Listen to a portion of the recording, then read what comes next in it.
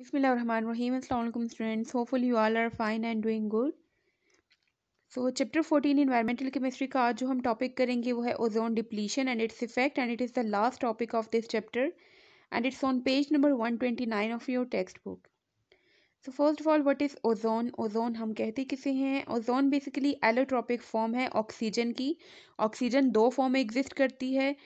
Oxygen atom जो है वो दो फॉर्म में एग्जिस्ट करते हैं. एक O2 के फॉर्म में जो ऑक्सीजन गैस प्रेजेंट होती है जो हम ब्रीदिंग में इनहेल करते हैं, और दूसरी जो एलोट्रॉपिक फॉर्म है ऑक्सीजन की वो है O3 जिसे हम ओजोन कहते हैं and it consist of 3 oxygen atoms. इसकी फॉर्मेशन जो होती है O3 मॉलिक्यूल्स की, ये स्ट्रेटोस्फेयर में होती है. स्ट्रेटोस्फेयर की 3 लेयर्स हैं, upper middle and lower layer.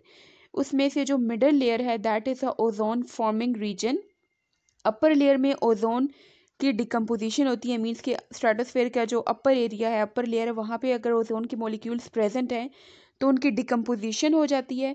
O3 जो होता है वो डिकम्पोज होकर O2 और ऑक्सीजन एटम बनाता है, जबकि मिड स्ट्रेटोस्फेयर में वही प्रोडक्ट्स कंबाइन होकर O3 के मॉलिक्यूल्स बनाते हैं.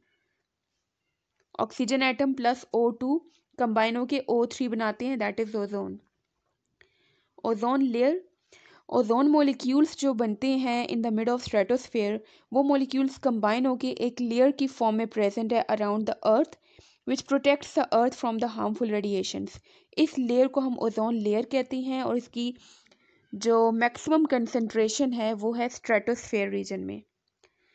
इसकी जो हाइट है ओजोन लेयर की from the surface of the earth that is 25 to 30 kilometre and it surrounds the globe. It plays important role in the stratosphere because it protects the earth like a shield. एक shield की तरह protection provide करती है to the earth from the harmful radiations, especially the ultraviolet radiations that comes from the sun. सन से sunlight जो आ रही है उसमें एक तो विजिबल लाइट होती है जो वाइट लाइट हमें नज़र आती है, इसके अलावा कुछ हार्मफुल रेडिएशंस भी आ रही होती हैं, लेकिन ozone layer in harmful radiations को अर्थ की सरफेस तक नहीं आने देता, एटमॉस्फेयर में नहीं आने देता, ट्रोपोस्फेयर में, और प्रोटेक्शन प्रोवाइड करता है अर्थ को बिल्कुल एक शील्ड की तरह. लाइक फिगर ए में आप देख सकते हैं ब्लू कलर की जो है ये ओजोन लेयर है और ये 25 to 30 किलोमीटर अबव प्रेजेंट है from the surface of the earth. Ultraviolet radiations जो सन से आती हैं ये ओजोन लेयर इन रेडिएशंस को एब्जॉर्ब करती है, जबकि फिगर बी जो है इसमें ओजोन लेयर में होल क्रिएट हुआ है यहाँ पे. तो अगर होल क्रिएट हो जाए इन द ओजोन लेयर तो ये हार्मफुल रेडिएशंस जो होती हैं अर्थ तक पहुँचती हैं और different diseases, skin diseases cause करती हैं, डिफरेंट तरह से अर्थ को नुकसान पहुँचाती हैं ये यूवी रेडिएशंस, अल्ट्रावायलेट रेडिएशंस. और ओजोन लेयर की डिप्लीशन में जो चीज़ major most important role play कर रही है वो है क्लोरोफ्लोरोकार्बन्स, जिसका इस्तेमाल रेफ्रिजरेटर्स वगैरह में होता है, एयर कंडीशनर्स में होता है. सो अंडर नॉर्मल कंडीशंस में ओजोन की कंसंट्रेशन इन द स्ट्रेटोस्फेयर ये मेंटेन्ड होती है, बैलेंस्ड होती है, ना बहुत ज़्यादा हाई होती है ना ही बहुत ज़्यादा लो होती है. एक बैलेंस मेंटेन होता है ओजोन की कंसंट्रेशन में, और इस बैलेंस को मेंटेन करने में दो रिएक्शंस इन्वॉल्व होती हैं. एक है ओजोन फॉर्मेशन जिसमें ऑक्सीजन गैस और ऑक्सीजन एटम जो कि अपर लेयर ऑफ स्ट्रेटोस्फेयर में बनते हैं, ये दोनों कंबाइन होके ओजोन O3 मॉलिक्यूल्स जनरेट करते हैं. और दूसरा रिएक्शन जो है जो इस बैलेंस को मेंटेन करने में इन्वॉल्व होता है वो है डिकम्पोजिशन रिएक्शन. इसमें O3 के मॉलिक्यूल्स ऑक्सीजन एटम के साथ कंबाइन करती हैं. O is oxygen atom, O2 is oxygen gas and O3 is ozone. तो O3 ऑक्सीजन एटम के साथ जब कंबाइन करती है तो इससे 2 moles of oxygen gas produce होती है. Ozone depletion. ओजोन लेयर को जो नुकसान पहुंचता है, डिप्लीट हो रही है ozone layer, that is known as ozone depletion.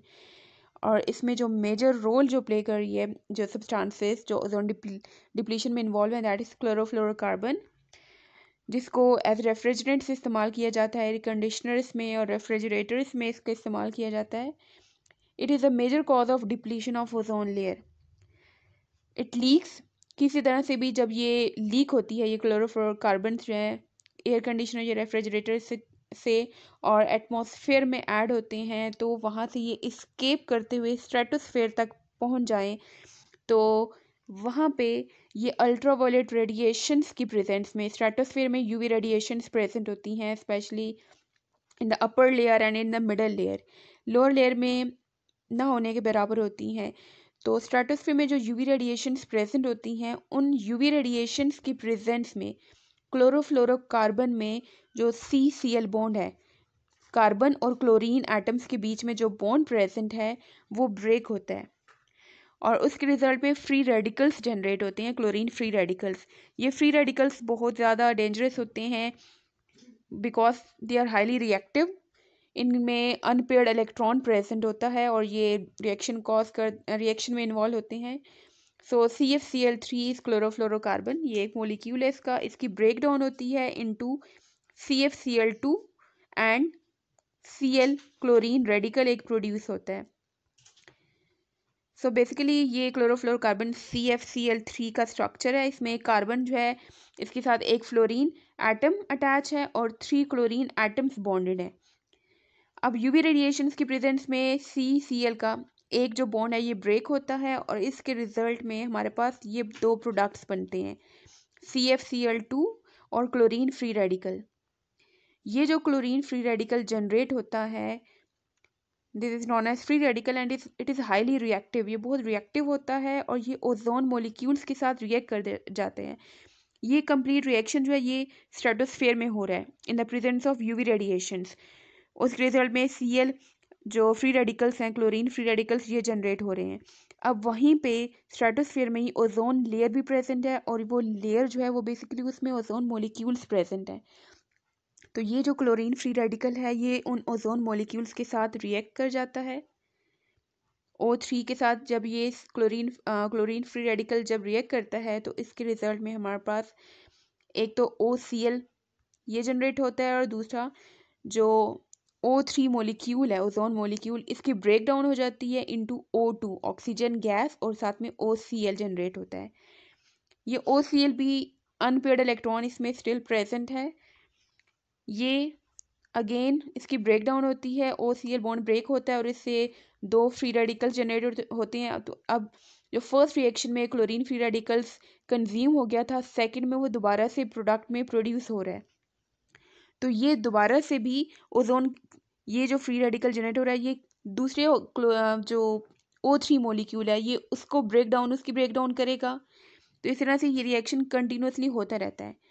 और सेकेंड रिएक्शन में जो ऑक्सीजन फ्री रेडिकल्स जनरेट हो रहे हैं, ये एक रिएक्शन यहाँ पे मेंशन है। इस तरह के बहुत से रिएक्शंस होते हैं। तो हर एक रिएक्शन में जो ऑक्सीजन फ्री रेडिकल बन रहा है, तो दो ऑक्सीजन फ्री रेडिकल्स जब कंबाइन होते हैं तो इससे O2 gas, oxygen gas produce होती है। तो ये एक कंप्लीट रिएक्शन है। फर्स्ट रिएक्शन में O3 था, O3 कन्वर्ट हो गया है इनटू O2 ऑक्सीजन गैस। और इस कंप्लीट रिएक्शन में फर्स्ट स्टेप में क्लोरीन फ्री रेडिकल इन्वॉल्व है जो कि दोबारा जनरेट हो रहा है इन द सेकेंड रिएक्शन। तो ये यहाँ से वापस जाके दूसरे ऑक्सीजन ओजोन मॉलिक्यूल पे अटैक करके उसकी ब्रेक डाउन करेगा।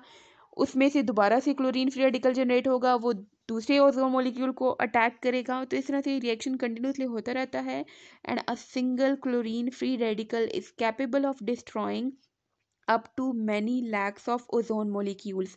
और इस तरह से एक chlorine free radical, just single chlorine free radical की वजह से many lakhs of ozone molecules की डिस्ट्रक्शन होती है और उसकी वजह से ओजोन लेयर में होल क्रिएट होता है।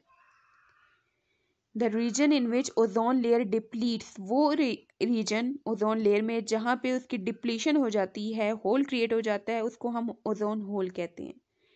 Signs of ozone depletion were first noticed over Antarctica. Antarctica में इन 1980s first time ozone depletion के साइन जो हैं वो नोटिस किए गए थे। इफेक्ट्स ऑफ ओजोन डिप्लीशन, अब ओजोन जो डिप्लीट हो रही है इसके डिफरेंट इफेक्ट्स होते हैं। फर्स्ट ऑफ ऑल तो अल्ट्रावायलेट रेडिएशंस जिसको ओजोन लेयर अर्थ की तरफ नहीं आने देती, जब ओजोन में होल क्रिएट होता है तो ये यूवी रेडिएशंस अर्थ तक आती हैं and cause skin cancer, increase infectious diseases, different infectious diseases को ये उनके चांसेस इंक्रीज कर देता है like malaria. It can change the life cycle of plants, normal जो लाइफ साइकिल होता है प्लांट्स को ये इसको अफेक्ट करती है जिसकी वजह से फूड चेन में भी डिस्ट्रप्शन होती है, डिस्टर्ब हो जाती है फूड चेन भी। It can change the wind patterns, wind कहते हैं तेज़ हवा के चलने को। तो जो नॉर्मल विंड पैटर्न होता है हवा का चलने का, जो प्रॉपर पैटर्न होता है, ये उसको भी चेंज कर देती है, resulting in climatic changes all over the world. पूरी दुनिया में इससे क्लाइमेटिक चेंजेस आती हैं। आबो क्लाइमेट मीन्स आबो हवा, उसमें ये चेंज कॉज करती हैं। Specially Asia and Pacific will be the most affected regions. अगर ओजोन डिप्लीशन कंटिन्यूसली होती रहेगी तो इससे जो मोस्ट अफेक्टेड रीजन्स हैं वर्ल्ड में वो है एशिया, एशिया में डिफरेंट कंट्रीज आती हैं, एंड पैसिफिक। ये दो रीजन जो हैं ये most affect they will be most affected, facing climate induced migration of people crisis. और क्लाइमेट चेंजेस की वजह से फिर लोगों को जो माइग्रेशन करने की फिर ज़रूरत पड़ जाती है, एक जगह से दूसरी जगह उनको फिर माइग्रेट करना पड़ता है। Thank you so much for watching.